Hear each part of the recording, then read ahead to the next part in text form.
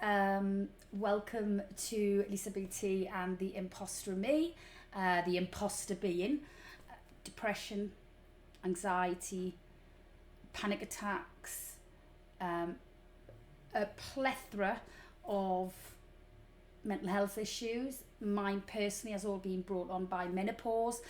However, those deep, dark days and feelings and thoughts, I'm presuming are pretty much the same for anybody, male and female, who are suffering any mental health issues. Like I said, mine has been severely brought on thanks to the dreaded menopause. I have suffered depression on and off all my life, but never ever to this extent. And again, I think that's the whole thing of menopause being added into the pot, and it's got to a stage now where it is unbearable. It has been life changing in not a good way, and it's debilitating for me, and I can't live my days normal anymore. So yeah, I've probably suffered horrifically in between 4 and 6 years. I can't put my finger on when it started. I just knew there was something not right a few years ago, and I couldn't explain it to myself, never mind try and explain it to family members or doctors or anything like that. So I kind of suffered in silence for a little while, until it got to the point of where it broke me physically and mentally, and has left basically just a shell of the person that I was. I decided I wanted to try and take some control back, because it has totally overtook my life, and I started doing a lot of research, and it has come to light that it's not a unique problem. Millions of women out there are suffering with this, and millions are suffering in silence because they don't understand it. So this channel is just to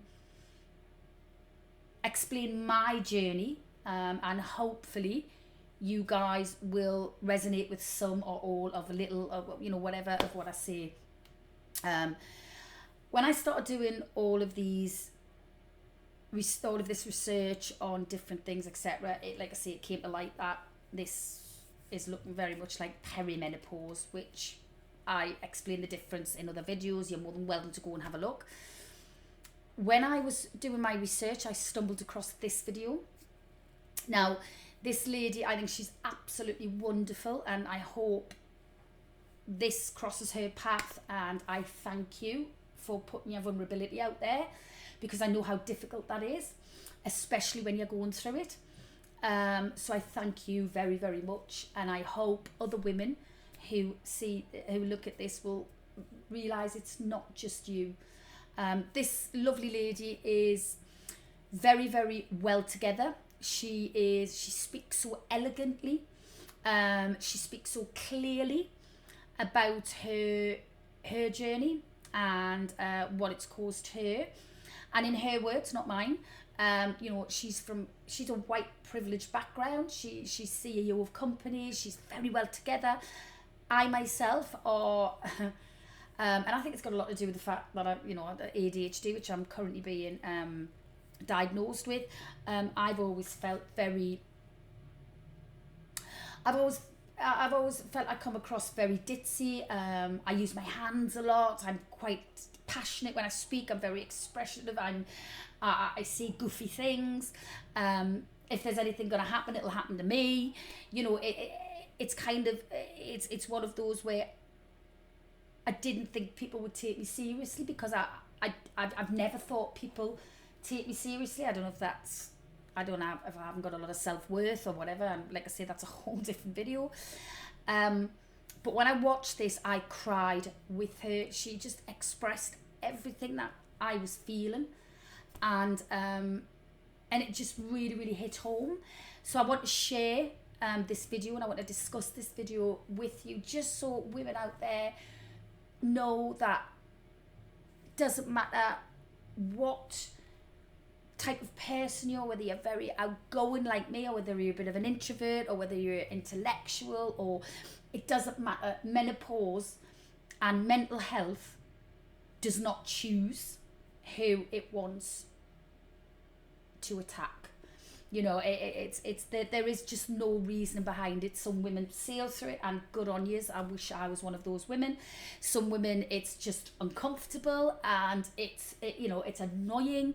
Some women, it's debilitating, and it ruins their lives. And unfortunately, I am one of those women. I've had to take time off work because it has affected everything from my work. I suffer work anxiety, driving anxiety, health anxiety, social anxiety. And I'm a person who was that life and soul of the party. Now I can't even make eye contact with people. It's awful. Hence why the channel is called The Imposter in Me, because I don't know who this person is. I really, really don't. So yeah, I just wanted to share this lovely lady's video. I will pop the link in below if you want to watch it again, or if you want to subscribe to her, or if you want to have a look at a company that she set up. It's a menopausal company, which fantastic, because if any good can come out of this horrific battle that some of us ladies have to endure, then I am all for it. I am all for it. So let's jump in and let's just have a little discussion about this.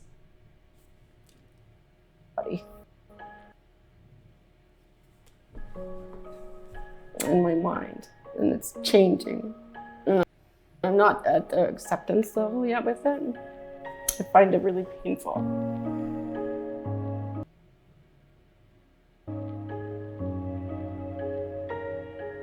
Well, I'm a 54 or 53, I can never get it straight, year-old woman. I am a mother of 2 teenage girls, and I am a professional at starting companies. So I commercialize applied science from universities for a living.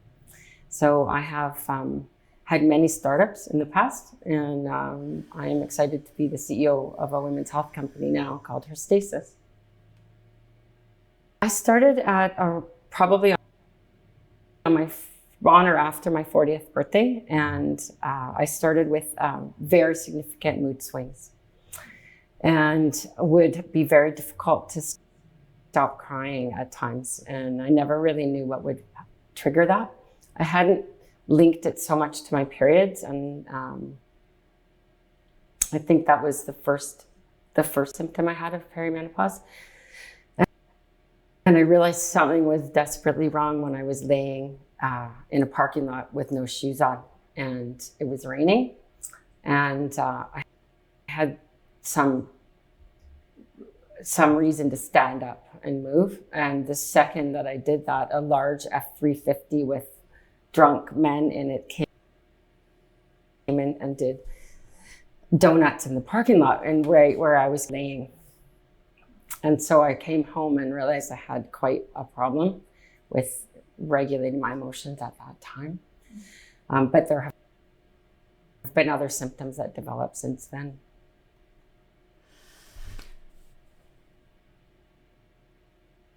I'm going to share something with you now that I find very, very difficult to talk about.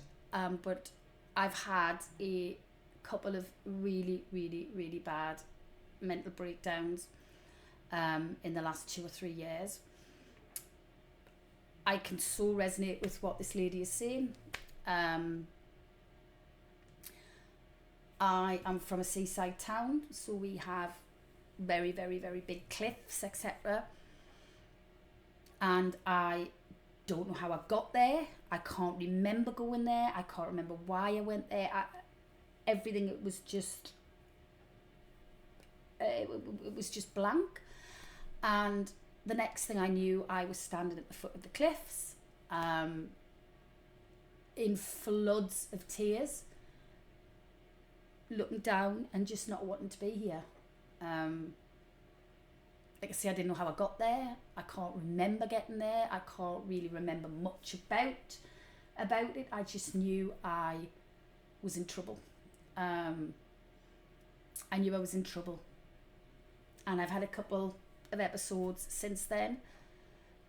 So hearing her talk about her experience really, really resonated with me, and I'm sure it will a lot of other women as well.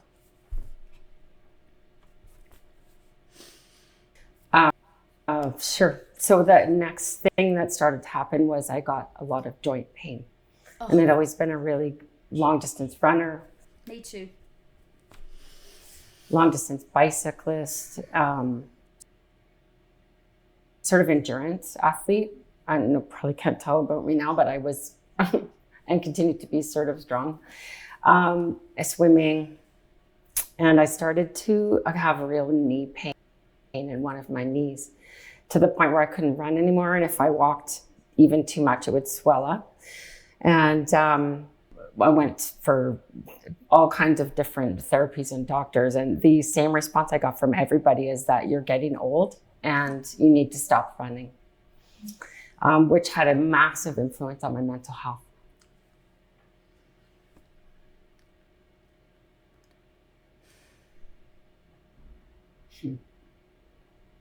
Well, I spend a lot of time thinking about how much I hate my body and my mind, and it's changing. And I'm not at the acceptance level yet with it. I find it really painful. I also have a lot of depression and was suicidal for a while. And now I'm experiencing a great deal of anxiety, and I find it hard to leave the house. COVID's been really difficult, and it's really set me back, which, no amount of pharmaceuticals and, Reiki. I've tried everything. It does feel like it's getting better. My joint pain isn't as bad, and my depression is being managed with an SSRI.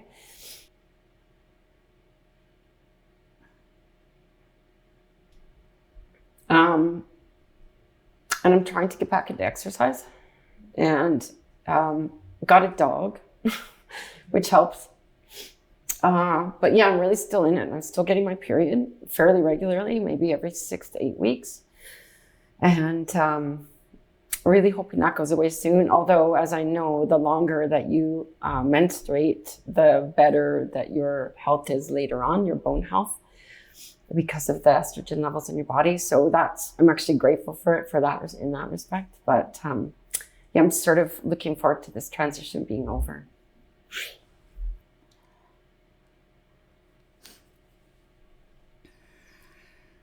I think it's because I've totally lost control of my body and my mind. And, I'm still trying to be a parent and trying to be a spouse and a good friend and a good neighbor. And I'm trying to give back to my community, right? And I'm on several boards, and I am, the CEO of a startup. And I feel a lot of social responsibility to give back. And it's really hard to give back when you don't have anything to give.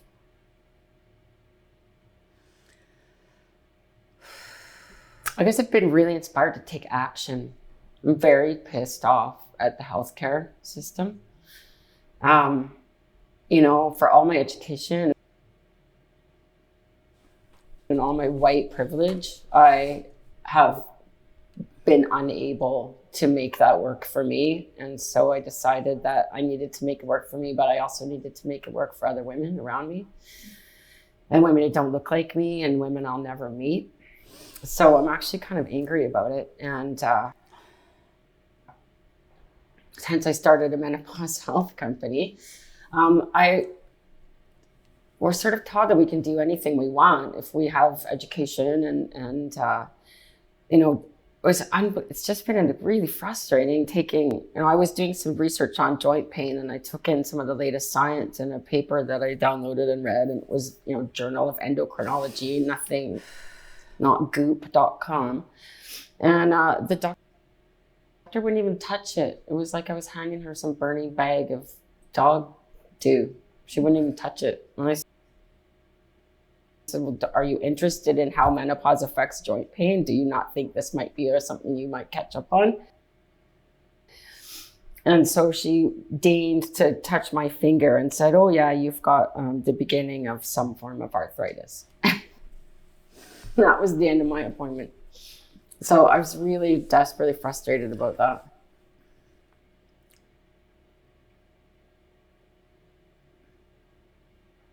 I'm hoping I can just level out, be not like this. Just want to be straight. Again, I was very level, and I'm not level anymore, and I'm everywhere. I want that to go away. And I want my joint pain to go away. And I think sometimes I want my suicidal thoughts to go away. They don't happen as much anymore, but it's really tough. I never know when it's going to hit me. So I've been told that at the end of menopause, this will be better. And so I look forward to that. I don't know. I guess it's just been, I'm supposed to be happy, and I'm supposed to have everything, and I don't have either of those. And I don't know what to do about that.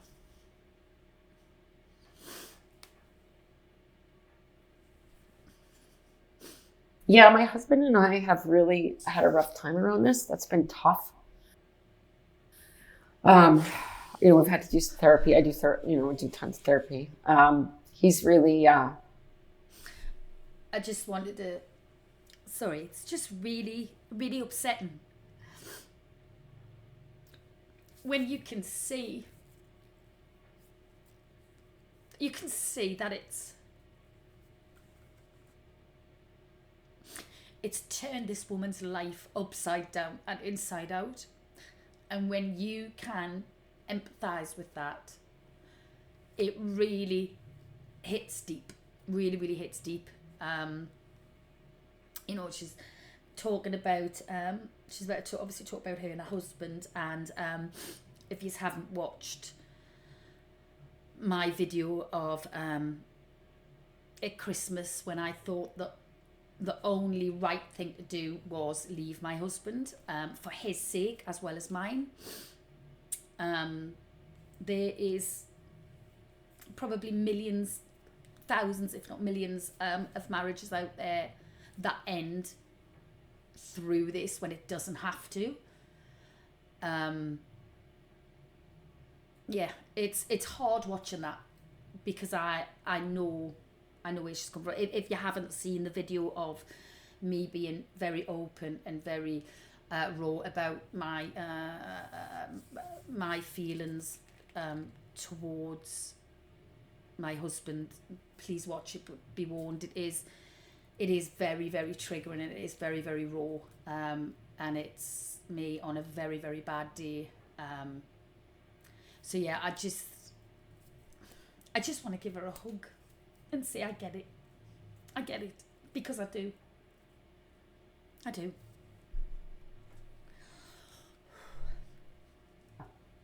He struggled with it because he was upset originally for a long time that I had everything, and why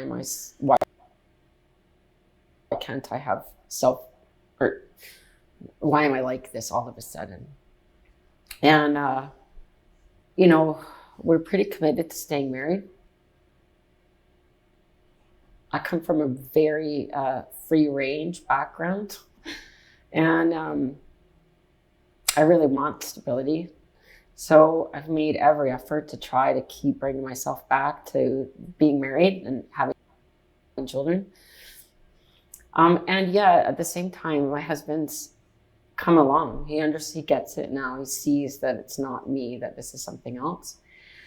And my family's become extremely supportive. Someone will pour me a bath. someone will get me a glass of wine and some ice water, and someone else will go get the candles and the music set up, and then close the door. And so that level of acceptance from my family has been extraordinarily important. I think if I had maintained a relationship that was just kind of a pushback all the time, our marriage wouldn't have made it. I get that. I think the support of people around you and them understanding that, you know, when you're emotional, when you're angry, when you're low, when you don't want to talk, they get it. It's not you. This is the disease. So yeah, totally get that. I totally understand where she's coming from there. Totally. It's a difficult thing, I think, for somebody who is around you watching it, because they must feel really helpless. And I know that they'll probably want to fix it, but they can't. So anyway, let's carry on. Let's watch. So we've both had to do a lot of work to stay together. So we're almost at 25 years now, and our communication is great. It's really good. Not that we don't fight, we still scrap it out, but it's pretty fast now. We work through this stuff pretty quickly. So that, you know, again, I guess through menopause, at the end of menopause, I'm really looking forward to just hanging out with my husband again, having a glass of wine out in the sun and going for a walk. I feel like there's this opportunity there where that could be really a peaceful time, and I hope so. Thanks for watching this episode.